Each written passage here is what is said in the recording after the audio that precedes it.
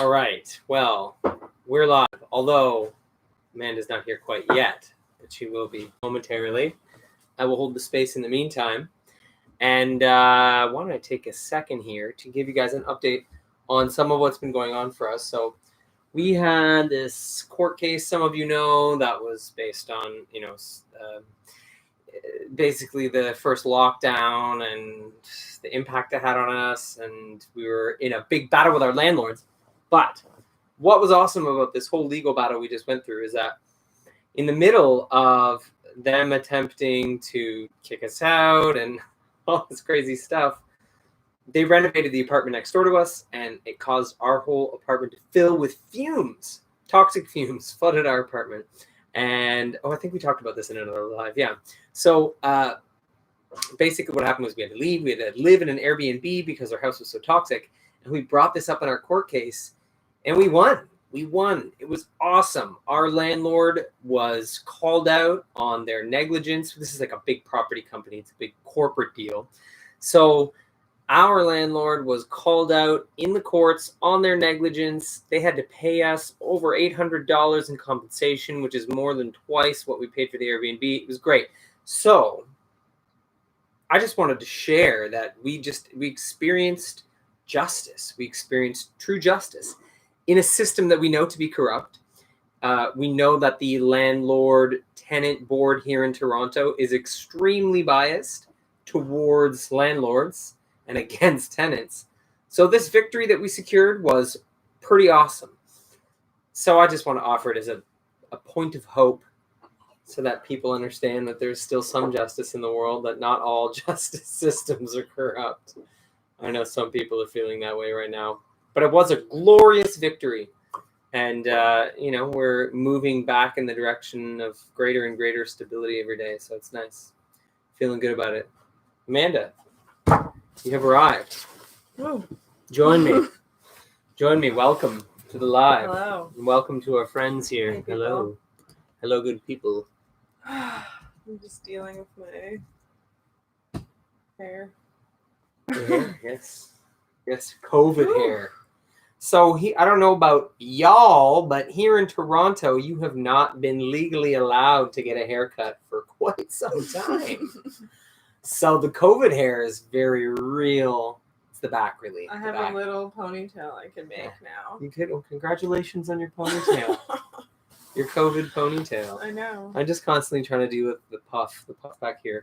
I don't know. Other people must be struggling with COVID hair.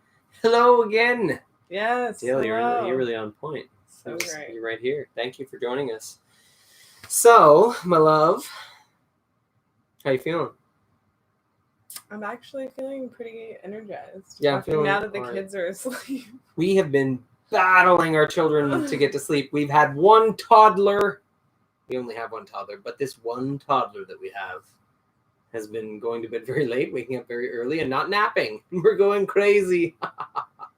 I'll blame COVID. COVID. It's COVID. I blame the government for my child not sleeping. I will sue them. But there are other things they're lacking, so I don't know. But it is what it is. So yeah, it's good to be here now. It's very nice to be in adult world with you guys. Yeah, it's a huge privilege for us right now. So hopefully my kid brain, I can just come out of kid mode. Let's get you out of kid brain. Okay, so we were talking about strength, weakness, and personal power. So Amanda and I just, we recently realized that just having been up against a lot in our lives and having to sort of fight to survive, and just, life has been challenging in the way that it has needed to be for our life paths. We're not victims of anything like that, but it's been challenging. And so, we have arrived in a chapter where we're facing just, more support, more abundance, and it's caused us to reflect on our habits of survival, our tendency to move towards survival instead of thriving. And, it made us realize that our strength, our ability to survive when things are hard, can become a weakness when suddenly there is more support and abundance, because it makes it hard to receive it, or even see that you have the worth to receive more. And so we wanted to talk about this interesting dynamic. Mm-hmm. I mean, I don't know. It brings up a lot of areas where, there's mixed situations. There's your strengths, and like over relying on them, and then there's, For example, mixed what? in Like the what kind of trauma. strength? To like be able to manage sort of any situation with calm or ease, or I know a good example. be able to take on. Well, when we were dealing with the anything. fumes and had to move the Airbnb. Yeah. So it was funny because, getting the children out of the house, as many parents know, is very difficult. Sometimes in the winter, getting kids out of the house is like a whole ordeal. But this was like, the house is filling with fumes. We were packed and out the door so quickly. But also it was about like calmness. It was a form of focus. So it was the ability to take a crisis situation and, move forward and act quickly and decisively. Mm-hmm. But that strength, when applied to different situations that are not so survival based, can become a weakness. That kind of intensity and quick action might actually be reframed as impulsive action in a situation where you're more supported or where the context is different. Yeah, and I think it also can, show you where just like there are other seeds of truth for you, like if you're leaning on a strength, I'm curious why I lean on those things, why I prefer to be handling everything myself. Mm-hmm. It's a protection mechanism. Yeah. And I need to appreciate that for what it is, but I can relax a little bit. Like, I don't have to do it all myself. You can be and supported. be fully responsible for everything in an imbalanced way. And so you could look at that one when you're like, wow, you could be responsible. You could be, someone who wants to manage all of the aspects of their home and family and everything. Or you can balance that out and, actually feel that it's not draining at that point and feel some lightness. And Yes. It's like, oh. Yes. Oh, okay. My strength was causing weakness. Mm-hmm. Yeah. A lot of things come up for me there because, again, like, even in one generation, like, of course my mom was very much in that type of behavior as well. So that was my role model too as a kid. And as much as I think that I'm not like my parents, they are who raised me, right? So there is that aspect too, seeing someone just selfless and, just being like really tough and strong and like I can do anything. I can support everyone and I can do it all. And that is a good thing. It's nice to feel like you can take it all on. Yes. But it's not balanced. And you are underneath that. It's a feeling of being unworthy of the support. Yeah, so the idea like I'm strong, I can do it all actually has another layer of I'm not worthy of being supported, so I don't have to do it all. Or I wasn't supported when I was a kid in certain areas, and now I take care of myself in an overly an excessive way. Yeah. So that I'm not let down. I'm not hurt. I'm like, I take care of that. Yes. That's taken care of. I'm not going to end up in a place of lack in that way. We have a question about what is in the drink that we have. I must say it's quite delicious what you made. Oh. What's in it? So yummy. Wild orange. Oh, there is wild orange essential oil. Yes. And fizzy water. And mango orange juice. That's right. Is there a splash of vodka in this? Yeah. There's a splash of vodka in it. It's yummy. Yeah.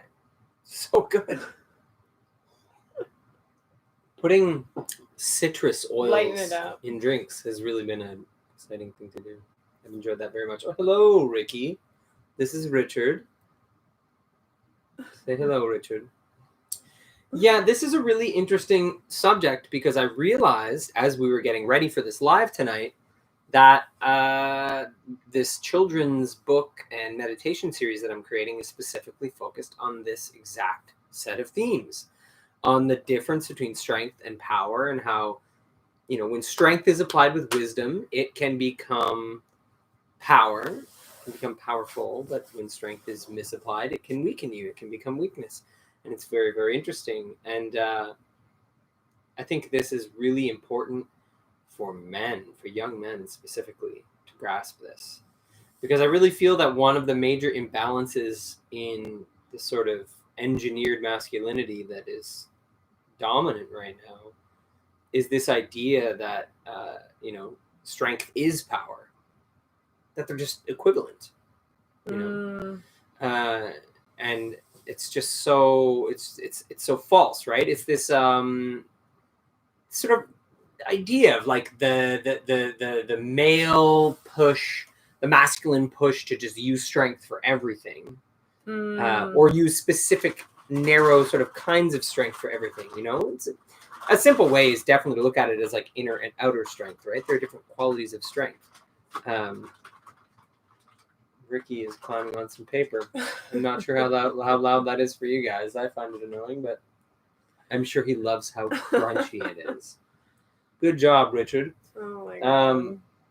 But yeah, I really think that this is a big part of the imbalance in terms of like men on Earth, but also just like the masculine energy of humanity. For sure. And I was talking to someone the other day about even the term toxic masculinity, and I personally don't really like the word toxic. I don't think toxic masculinity is a thing. I think it's That's a term what I mean. generated as warfare. Yeah, well, that and the behaviors with which we're putting under that umbrella. Like, let's really hash it out, what those behaviors are and where are they stemming from before we start calling it like toxic in it, Anyway, yeah, it's definitely the masculinity and the ideas around it. I mean, much in the way that women as well have to come through all the things that they've been told about what's feminine. Yes. Yes. Well, I think too it gets into force, right? Mm-hmm. The idea of force also, and strength as force. And sometimes strength is absence of forcefulness. Sometimes strength is allowing. Yes. And so the idea that strength has to be applied through force, again, this masculine imbalance. So I like talking about things in these larger terms because there's always a path to connecting it to the collective journey, to the individual journey. You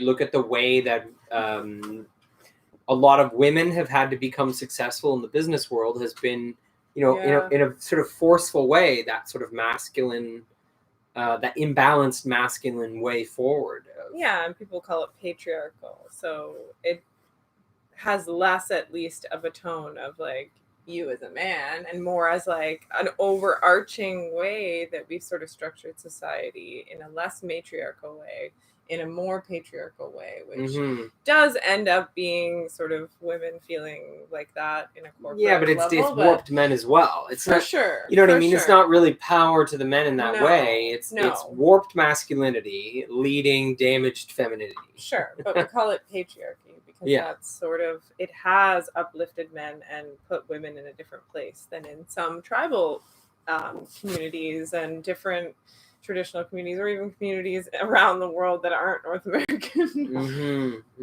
or striving to be like that, have women and men and masculine and feminine in different realms. So I think that's why it's just kind of considered, or like we talk about it as patriarchy, because it's not about men. It's not about one. Well, you and I understand that, but a lot of people using the term patriarchy do not understand that that's not. Maybe I see a lot of people using it in the way that we use it, I guess. Yeah. So I see it like people are like, no, it's not, like that's like 90s feminism kind of thing. People are like, wow. Some brainwashed people are still rocking that first wave feminism. Yeah. But it's true. I think like I find it helpful to tune in from an archetypal like level when I'm sorting through all that stuff, because it helps me avoid the gender wars that are currently ongoing, or the cultural war in the realm of gender. Really, it mixes things up. So I find working with the archetypes of the divine masculine and the divine feminine to be a good like counterbalance, a good like check system to sort of begin looking at this from. So when we look at it from the feminine and the masculine archetype, like, you can really, I found this a lot in fatherhood, that, in which moments is my strength, my softness, and in which moments is my strength, my firmness, and it's very tempting as a father who's, the fatherly role ends up often being a lot more about like putting up firm boundaries. I've just found that's the way that it plays out sometimes.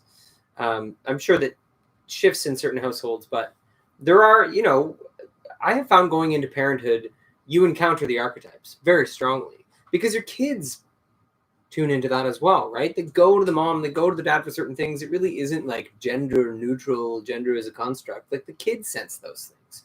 And Absolutely. So they see that. And so it took me some time to make peace with, okay, part of my role is firmness, is firm boundaries. Because sometimes I would feel like, oh man, I'm just being a dick, like, and it took some time to be like, actually, no, there's something there where, this firm way, this firm set of boundaries, or this ability to draw firm boundaries for children. There is like a masculine energy to that. But then like when you're doing that, when you're helping draw a firm boundary for the kids, you're tuning into that as well, right? Yes. Like, and I'm in finding more gentle, more soft moments with the children. I'm finding like a more feminine sort of, vibe to tune into. So I think when we bring this back to weakness, strength, and personal power, a lot of this becomes about balancing the divine masculine and the divine feminine, and balancing those things within ourselves, so that the application of one's strength has force when it needs force, and has more allowing when it needs more allowing. I think there's a big thing there. So we're looking at this in our lives and saying, okay, we're facing this horizon where, hey, we could potentially be more supported than we have been in our lives so far ever. I think literally. We're just looking at our astrology and seeing like some things that may be brewing up for us that we could use if we play the stars correctly. And so when we looked at this, we both noticed it's actually hard to imagine ourselves being fully supported just in life, like just to visualize it. So it's taken some work to be like, okay, what would that look like? What would that feel like? Very, very tricky for us, for various reasons. So what are you planning on doing to get to the point where you visualize yourself fully supported? I immediately started using oils. Okay, so what'd you do? Like a couple days ago. Well, I just realized that I've been neglecting all of the physical, not all of the physical, but some of the physical aspects and a lot of the emotional aspects of my solar plexus, and just self-worth and empowerment, just all of these things that, I haven't been nurturing. And I've been, obviously doing other things, nurturing other things, but there's been some, not noticing it until a few days ago. Yeah. And I was like, oh. I inhaled ginger oil. Oh, is that when you gave me the ginger? Yeah. Because I had an inkling and I was like, you know what, I'm not balanced in this area. I'm not balanced at all. And so I inhaled ginger quite a few times in a row, and that actually did help me shift my mind to lock in exactly what I needed to do. Well, you were talking about this earlier today, the relationship between essential oils, aromatherapy, and neuroplasticity. Yes. which is basically So this what was I've a been moment using of it that. for. Yeah. Yeah. So this is, you're literally trying to change your brain shape by saying, okay, I've hit this pattern. I'm watching it in myself. I go to visualize myself as fully supported in the world, and suddenly it's like, whoa, that's really hard to do. I keep going back to imagining myself being unsupported, being unworthy, or some story that it's like, nah, I'm not really worth that level of abundance. And you know, in your logic, you're It's like, not logical. that's crazy. Like, Yeah. that's not true. Of course, but it's there. So what shifts? What do you do? And so, yeah, that's good. I did that, and that was a huge shift. And then that got me to a point where I was like, okay, I'm gonna make a blend. And so you made a blend to change your brain shape. Yeah, and also to apply just onto myself too. Are you talking about like in terms of the sacral application? For sure. Like putting it on my body.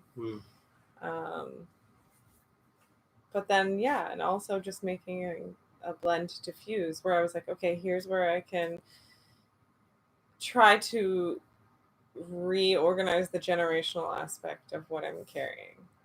Here's where I can take care of like the here and now of my thought patterns that are just sort of in this reality. Because it's multidimensional. So for me, I'm like, okay, here's where it hurts me physically, where it disrupts my digestion. But that's still tied into the generational trauma. That's still tied into how I was raised. That's still tied into what I'm doing right now in my life experiences. And so, I just chose a bunch that really helped with all of those things that I was feeling, that I really needed to be like, I need to shift this more, like, do you know what that could be combined myself with? Remember, we've done this a bunch of times when you just do that simple activity of drawing yourself in, even in like a childlike fashion, like drawing the situation you want to be in, the feeling of the situation. We did this when Asher was in the hospital, remember? We were having trouble visualizing him healing and coming back because things were so dire. And we sat and we drew it. I remember doing that. And also, I think we did that during your pregnancy with Asher. Yeah. We also did some drawings of like us as a family, of how well the birth was going to do, because we were having, I remember it was this specific problem. So imagine, this is something we should try, is combining that with oils. Definitely. You gather up some essential oils that are supportive of the work you're going to do, and then you draw the scenario that you're having trouble connecting to. And that could be like a larger scenario, like a more generic one, or a more specific one. So I did this many, many years ago. I was trying to visualize where I was going with my path as a healer. And I sat and I drew this picture of me meditating and smiling, and then green light pouring from me like around the world to all these different places. And I still remember that process being really, really, really helpful. So I think that's a big part of this too, is finding those ways to tune into what's bringing up resistance in you, and finding those like really practical activities to do so. Even like journaling about it, I'm sure would do something similar, like free writing about it. Sure.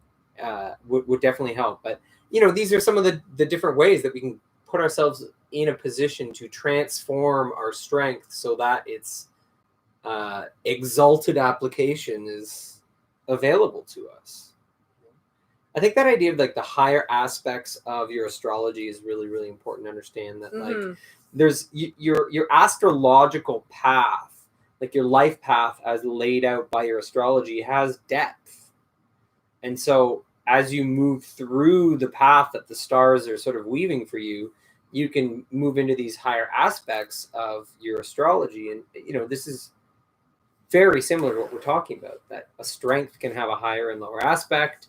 It can have an expression that is dangerous for your life. You see this raising our kids. You see our kids' strengths, like resiliency. Yeah. But then it's like, that's right. Yeah, I mean, the resiliency of children is something that I think is going to confuse or shock people to a certain extent, because kids are tucking away the trauma from these lockdowns. They're tucking away the trauma from the I quarantine know. situation. Asher mentioned something this morning. Yes, he said it. he wanted splash pads and no more social distancing. Mm-hmm.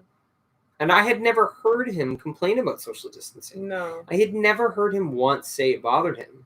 No. He hides it. As do Yeah. most kids, right? Because that's part of their resiliency. Yeah.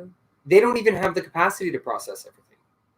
So they kind of end up being resilient anyway, because they're like, well, I'm just going to put that away and keep playing or whatever. Yeah. But their resiliency is going to be it's going to be kind of a shocking thing, I think, for many people, because in 10 years, in 20 years, these kids are going to be sorting out the trauma of this lockdown. And that's, we could say that's tragic, but it's just their karma as well, right? Like, very interesting, the group of souls that came here for COVID.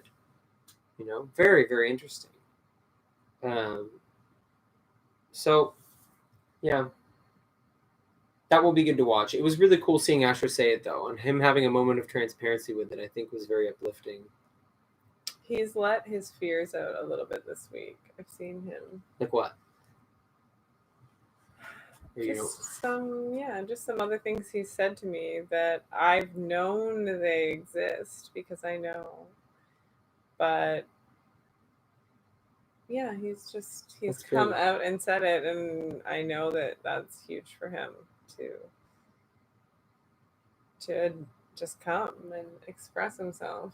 Like, yeah. Seeing Asher grow has helped me understand these particular themes very well, because he's really someone who is, coming from the idea of strength as force. And, he arrived in the world with that sort of innate bias about strength itself. So teaching him about gentle ways, about finding strength through compassion, finding strength through kindness, finding strength through gratitude. Well, that's Idris, I guess. What those things? Yeah, I mean, Idris is all about that stuff. He's helping him cultivate it. Very much. Very much. So we watch our children like they're like puzzle pieces. You can see the pre-incarnative plan these two souls put together to a great amount of detail. Like, you can really see, like, whoa, these guys have got a good setup going on in this life. Like, they are smart. Yes. They really made a good plan. They were like coming along together. It's good. I love it. It's cool to watch. Yeah. Yeah. What do you have over there in the diffuser there today, Amanda? Yeah, I'm still treating my solar plexus stuff, and now, with both of us, I think we could use it with the ginger and the lemongrass. Yeah, I've been using it quite a lot lately because it just cuts through. So, like, stuff that doesn't serve anymore. So our recent awarenesses around, being like, oh, that strength, we don't need it in that way anymore. It served its time. So lemongrass is like, it just gets rid of what you are now aware of. It doesn't serve you anymore. Like Archangel Michael's sword? Yes, exactly. It's lemongrass. Exactly. My Archangel Michael's sword reeks of lemongrass. Exactly. It is. It's like a blade. Lemongrass is like... Right. It's like that. True. In its actual like form. That. Correct. Mm-hmm. Yes. And I've been really into juniper lately. There might be a kid awake. A child is awake. Oh. Maybe it's Asher going to the bathroom? Fingers crossed. Yeah, juniper has been huge because it really helps with my fear. I even put it on my kidneys, which is where fear affects the body. Okay, so when you're putting juniper on your kidneys, you're putting it on the area of your back that's closest to your kidneys, and the oil is going through your skin into the actual organs. Is that what you're saying? Yeah. Right. Yeah. Right. Put it on that area. but it offers, and like even historically, like juniper is, when I would make incense too, I would get dried juniper berries and put it in for protection. I remember when you Because yeah, it's used in ancient times to protect temples, to protect, and then they would smudge with it. So juniper is really good for doing shadow work, for um, feeling like it's safe to go into the fears. Like it gives you protection. Juniper? Yeah. He's saying that lemongrass and ginger is getting ready for some good Thai food if you throw some chili and lime in it. Totally. It's true. It would be good. It's true. It'd be really good. I gotta say, smelling cardamom essential oil really made me want to cook like serious Indian food. So you're like, wow, that's really chana or something? Yeah, some chana with some. Yeah, totally. But yes, it's true. Those things are lovely Thai food spices. Should I check if there's a kid? I hear the kid. I hear a child lurking in the upstairs. Amanda's going to leave me alone here once again. Well, I have lots of cool things that I'm working on. I have a number of new series that I'm working on. I'm always working on too many things. I'm not sure how it's all going to fall into the world yet. It's happening. I have a new episode of You Are Here up on Dauntless Dialogue, if anyone wants to check that out. It's about how Chinese warfare has sort of merged with the American deep state and the way that's played out in the media landscape. Very interesting stuff because I think a lot of truther and conspiracy theory individuals and communities were very well aware of Project Mockingbird and of the media tactics that emerged from the CIA, and the cover-up of the JFK assassination. That cover-up gave birth to the tactics that we're still seeing now. That are still, it's almost word for word. The literal terms that the CIA created alongside the term conspiracy theorist, the actual sentences and phrases and specific words that they used, a lot of them are actually still being repeated ad nauseum today, right now, about Trump and the election and all these things. It's actually pretty interesting to go back and look at what the CIA said about public skepticism of the Warren Report and public skepticism about the truth about JFK. And they're saying the same things right now about election fraud and all this stuff. Pretty incredible to see. Definitely worth checking out. So that episode is up, and it sort of ties that into what the Chinese Communist Party calls unrestricted warfare, which is basically warfare that is not trapped by the conceptualization of weapons, of weaponry, of war being the idea of like a shoot to kill, the idea of tanks and bombs. It's about expanding the concept of war beyond that. And this is super relevant because that's what we're living in. Our mental environment is composed of irregular Chinese warfare. Hugely. This has been eye-opening for me, seeing that my life is saturated by Chinese warfare, Chinese communist warfare. Even as someone who was into conspiracy theory and media manipulation and all that, I really didn't know until recently the depth of it and which parts of it are coming from that sort of American deep state through the CIA and the FBI and their corruption, and which parts of it are coming from the CCP and what they're up to, and how to sort it all out. So I think if we can get over this whole attempted communist takeover, we do have to make sure that we understand these forms of warfare really well in the future, because we can't get caught with our pants down again. I think North America kind of was like, oh, wait. Oh, we're being invaded. Oh, it seems like kind of goonish. Like people still don't have any idea. Well, that China is all up in it. Canada's bad, man. People are being sent to Chinese-owned hotels against their will and then being forced to pay for it in Canada. I mean, what more can I say? At least there's rebel news now. who Good old is Rebel actively, News. and I saw even in the Toronto Sun something about China of some kind. So there is some more mainstream information talking about Well, like I the said, fact that people who immigrate from China to Canada now have to go through to get a Canadian visa. It has to go through a Chinese organization. Chinese communist. Yeah. Yes. So it's like, if Yes. you're a refugee, how likely is it really that you're going to be allowed to just get your visa and just leave to go to Canada at this point? You know, I read an Epoch Times article today that talks about how, like, one of the leaders of CSIS, of the lead Canadian spy agency, is openly saying that China is basically in Canada in like every way that they can be. So you have the, a head of Canada's top spy agency admitting that China is infiltrating Canada in a myriad ways.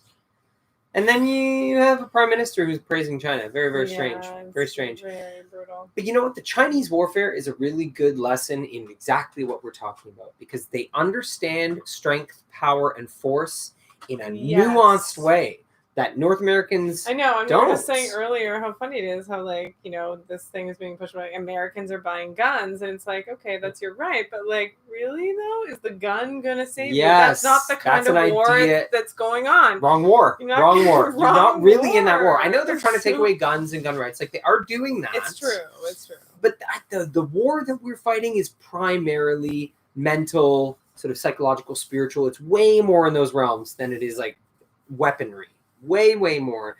And so the Chinese communist application of warfare, they understand that there's great power in not applying force and really playing the long game in, it's infiltration instead of invasion, which, JFK overtly actually called out by name before dying. So we can't really say we didn't have the information there. But it's really interesting because there's this sort of Americanized version of war, this popular, because I really don't believe that the American military is actually so naive as to still believe that warfare is just tanks and bombs. I mean, that's ridiculous. Obviously, they don't. But, I do have to say that the Chinese communist warfare that is being applied right now is slick. It's very slick, and it understands how to be powerful without applying force. And that's where their success has come.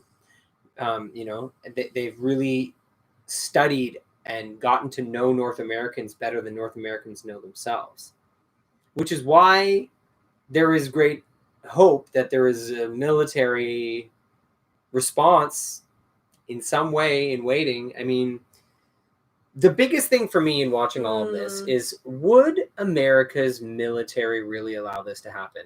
It's out in the open. The war is out in the open. It's very, very obvious for anyone who studies warfare. Like, I'm a civilian who has studied warfare a little bit, and it's very obvious that there's communist warfare all up in this. That this whole, the whole thing with the virus and all of that, that is made up of communist warfare. So,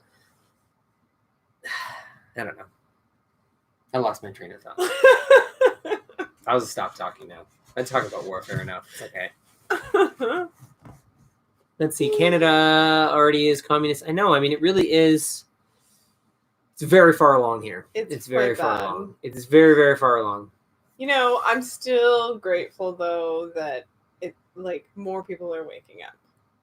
It is. I see it. I see it happening. It's happening. And I'm like, I know. It's devastating to wake up into, and it's same like when we do shadow work, right? It's really almost sickening to wake up to your shadow. Like, it feels like you want to die. No, not almost. Yeah, definitely. I know. Actually sickening. Actually sickening. Real shadow work, if you're doing real shadow work, like you're gonna you die. should probably be disgusted at some point. Or horrified. Yeah, feel like you're dying or might die. Or you want to die. Or the general feeling that you're just not going to make it. Yeah. The loose feeling that you just aren't going to make it in this life. I know that hit me real hard one time when I was a teenager on mushrooms. It's bad. I know. It was bad. That was not smart application of shadow work through psychedelics. No. Anyways, I digress. What were you saying? Yes. Well, I think just that. there is a big lesson here. This dynamic between strength, weakness, personal power, all of this, and how that relates to force. There's a big part of our spiritual journey. That's not a word. There's a big part of our spiritual journey that is about subtlety. I mean, finding subtlety, subtle states of being, subtle application of awareness inwardly and outwardly. And this has been huge for me in understanding power more deeply, and understanding power that has nothing to do with force. Zero. Like accessing bodies of power within me that require subtle application of my awareness to be perceived and then to be worked with at all. And this is, I think, a big lesson for the world, because not only is it what's been taught in like Buddhism and all these different spiritual schools and, you know, mystic Christianity, all these teachings talk about the ability to be subtle, to become subtle, to go inwardly in a subtle way. But the sort of flip side of this is that the communist warfare that's going on is very subtle, and it's actually forcing us to develop a more subtle awareness of ourselves and our mental environment. Mm-hmm. And so it's a gift, right? There's a catalyst here in all the propaganda and the mind control and, you know, the brainwashing that's going on, or that they're attempting to apply. People have to wake up to subtlety in a greater way. And I think there's something interesting there. There's an interesting parallel in how we have to learn to sort of detach from the parts of ourselves that want those false narratives, that are attracted to just narratives, period. And I think when we come out of this as a species, when we emerge from this war, whenever that is, no idea when that will be, like when this actual war we're in is over, I don't know. But when that happens, I think it will coincide with a humanity that has a much deeper, richer sense of its subtle nature. And that's beautiful. That's good. We want that. So I've personally been using my study of this war to cultivate that, to find a more refined sense of, okay, why did this work on me?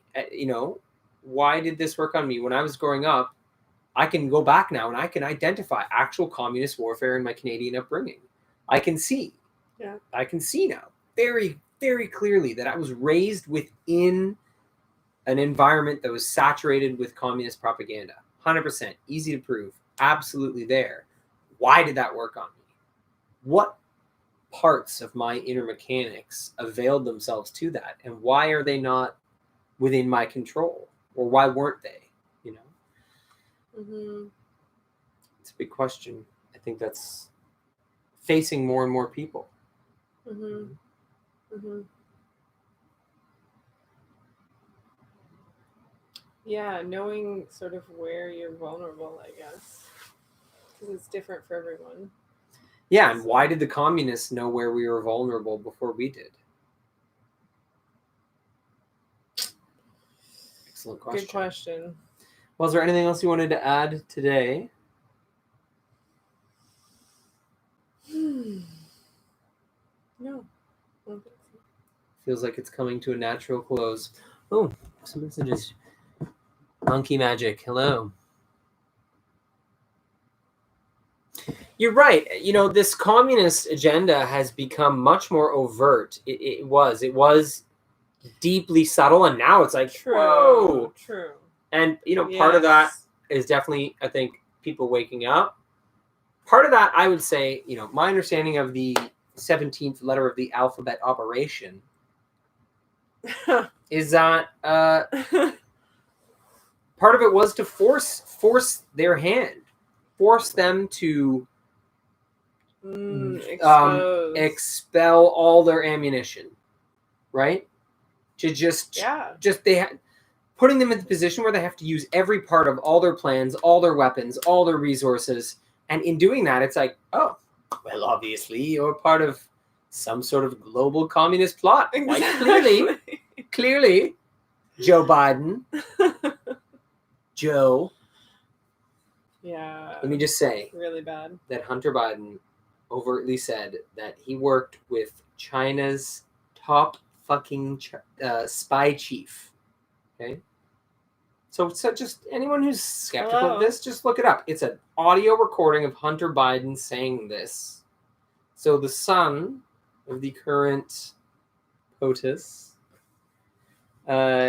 working with spy chiefs in China overtly. Don't worry about that. Don't worry about it. It's just a slip of the tongue. It's very, very messy. But, I think we see, we look back in the history of Canada, and this is very, very clear. Trudeau's father, his relationship with Fidel Castro, his relationship with China also. He was very cozy with China. There's all this old footage of him, proudly strolling around China, just a total loser. Oh, no. Sucking up to this. So the Trudeau family line, horribly corrupt, horribly tied up in communism, overtly praised dictatorships. Yeah. Both Trudeaus praised dictatorships multiple times throughout their careers. They're so open.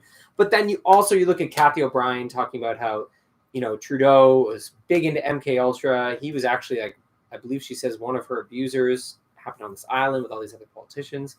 So, but this is interesting for today only because you can see, okay, if the Trudeau line is connected to MK Ultra, which there's pretty good evidence that it is, and that MK Ultra was set up in Canada and Montreal. This overtly happened here. That's in the open. But then you also have Trudeau working with China and other communist entities. You can see how those networks of North American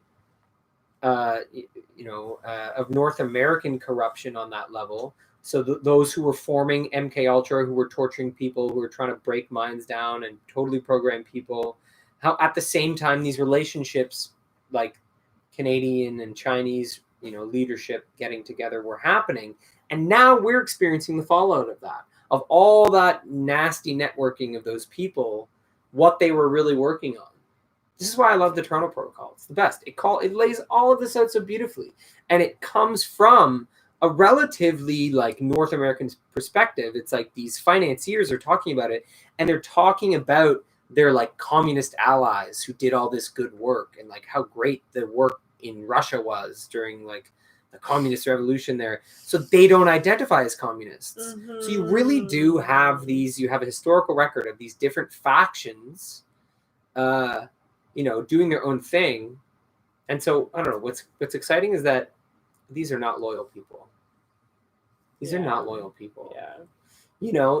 Guaranteed the CCP plans on dumping, Hillary Clinton and those people don't mean anything to communist Chinese people. They're not friends.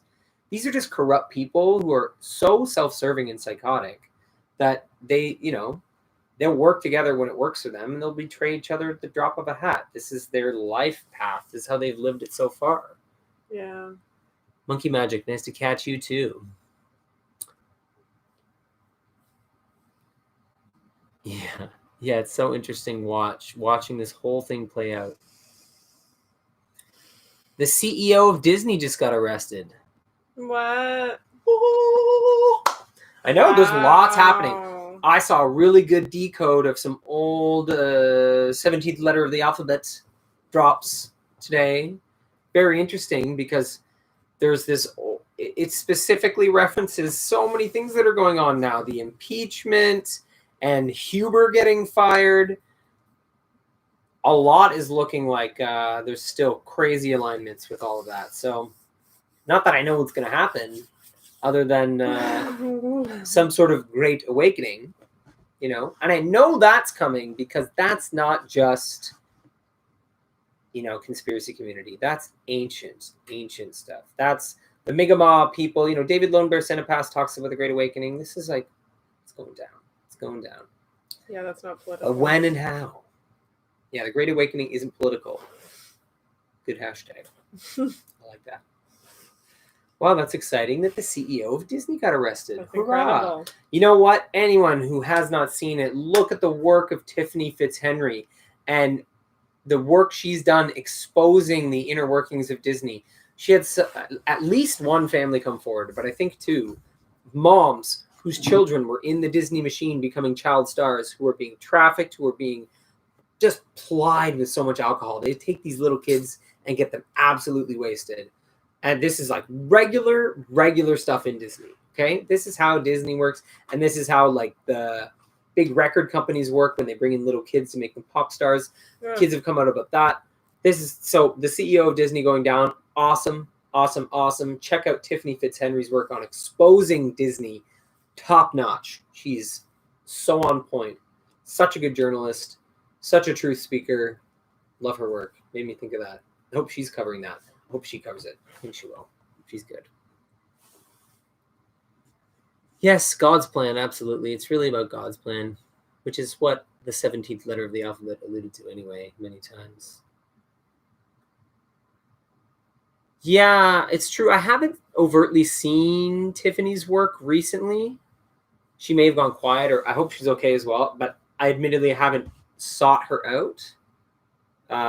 With all the deplatforming going on, who knows? Yeah. Who knows? But yeah, if someone sees some of her recent work, send it my way. I need to catch up on what she's doing because she's really phenomenal. Does anyone have anything else? Anyone else in the internet land want to add anything before we go? Anything? Bueller? Well, guys, I think we're going to wrap it up. Thanks so much. We really appreciate and love all of you. And shoot us a message if you guys want to send suggestions for what to talk about. We're always hashing it out. We're always ready to go. We have lots to say. Constant work. Self-work all the time. Monkey Magic, I do not know about that yet. I don't know. There's lots of stuff up in the air right now, so I'm sorry I can't give any info on that yet. Yeah, for now, what I have is the episode on Dauntless Dialogue and the free episode of Mockingbird, The Origin of Fake News. That's on Dauntless Dialogue, but it's also publicly free. But as far as the other stuff goes, I just don't know yet. I'm still negotiating and figuring out so many things. I'm glad you enjoyed the series on education. Thank you. It was a pretty exciting dive. Being a homeschool family and going into the education series was very exciting. Well, thank you for your support, Monkey Magic. Dale, you guys, I appreciate your loyalty and your presence. Thank you very much. Thank you. And lots of love, everyone. This is the Great Awakening. Let's live it. Bye. Thank you.